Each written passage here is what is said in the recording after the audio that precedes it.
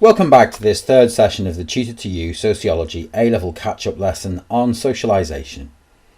In this session we're going to look at secondary socialisation with particular reference to the compulsory topic of education. In this session we're going to look at the role of secondary socialisation in the education system, and we're going to examine the different theoretical views of secondary socialisation in education. Finally, we will evaluate some of these explanations, focusing on the impact of secondary socialisation for future generations. First of all, we'll look at the role of education. Now, education is one of the agents of socialisation that performs secondary socialisation. Taking the knowledge we understand about social norms and values gained from our families, and building upon this to enable us to fit into wider society. The functionalist view of education centres upon education being an effective agent of secondary socialisation, with both Durkheim and Parsons focusing on this function as being important. Durkheim suggests that education passes on norms, values and ideas to the next generation, and as well as these ideas forming a value consensus, they also pass on the knowledge of our shared heritage through subjects like history. This enables education to reinforce ideas of social solidarity or social cohesion, making young people feel part of wider society. Durkheim also suggested that children are taught specialist skills, and whilst this is not a form of socialisation in itself, the ideas of employment and the need for qualifications forms part of the norms and values of society. You need to do well in school in order to succeed. Parsons also focused on secondary socialisation. Whilst the family socialised children into particularistic values, education transferred that to universal values, predominantly through the informal curriculum. Promoting ideas such as meritocracy is another aspect of secondary socialisation, whereas at home, meritocracy doesn't need to exist because of the ascribed status that we have at home. But in wider society, status is achieved, and therefore has to be worked for. According to Davis and Moore, based upon the ability we show, we will be socialised into our future roles, although critics suggest that that isn't always the case. In the previous video, we saw how Marxist suggested that family acts as an ideological state apparatus, controlling the way people think, and the same is true for education. Althusser even suggested that education has replaced religion as the main ideological state apparatus in modern society. Its purpose is to legitimise inequality by suggesting to working class students that their failure was due to their lack of effort. This occurs because children are socialised into a myth of meritocracy. They are made to believe that what they are learning can be understood, and yet they are disadvantaged from the start of education by being socialised into the norms and values of the ruling class rather than their own.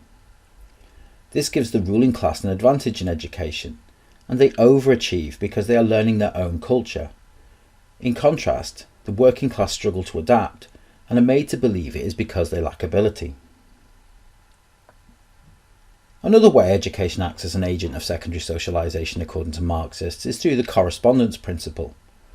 This is the way school mirrors work and socialises children into being docile and submissive workers, through sanctioning the expression of ideas that challenge the status quo and reinforcing behaviours that conform to the idea of being a good worker. This is mostly done through the hidden curriculum, the implicit teaching of the education system, such as the promotion of hierarchies, obedience, timekeeping and alienation. Children are socialised into these ideas to prepare them for the long shadow of work, according to Bowles and Gintis. Feminists also look at the role of socialisation in education and focus on the gendered socialisation of males and females in schools. This is done through encouraging girls to take on subjects that sit within the female gender domain, such as literature and arts, whilst males are socialised into subject areas that are given higher status in society, such as maths and physics. The expectations of girls' behaviours is another form of secondary socialisation, with girls being punished for acting outside of their gender domains, whilst boys' behaviour is often unchallenged or viewed as being a reaction to something that girls have done. For example, girls being punished for distracting boys with their clothing, rather than boys being punished for their behaviour. Gender socialisation in school continues with appearance. Boys are less likely to be sent home for their appearance than girls, particularly if they wear makeup, colour their hair, or wear clothing that is deemed to be provocative to boys. boys are also less likely to be disciplined for masculine behaviours, as boys will be boys, whereas girls will be sanctioned for being assertive or aggressive, as it is seen as not being ladylike. However, as education has changed in recent years, so have attitudes towards female stereotypes, and schools have taken to encouraging girls into science, and with the feminisation of education, masculine behaviours are not seen as being fit for learning, which has created a crisis of masculinity. The New Right views of socialisation in schools, focusing on the ideas that the national curriculum, at its inception, focused on promoting values of Christianity, and this remains the case, albeit with a greater diversity of beliefs in the UK, this has been diluted somewhat.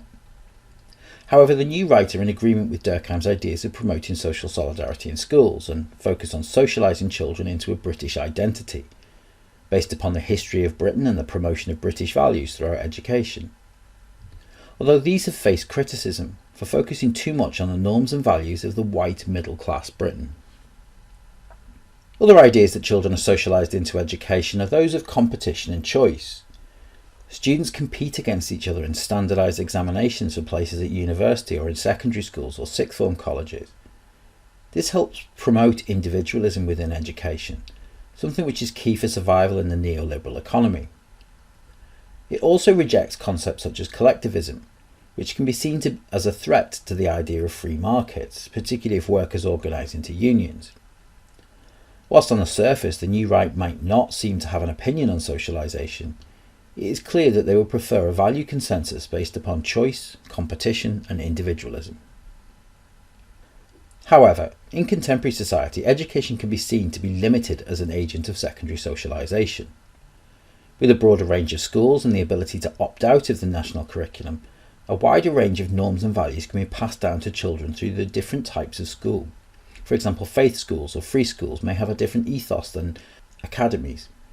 We can also criticise the idea that children are socialised into the norms and values of work, as many leave unprepared for work, something evidenced by the high number of 18 to 24-year-olds that are not in employment, education or training.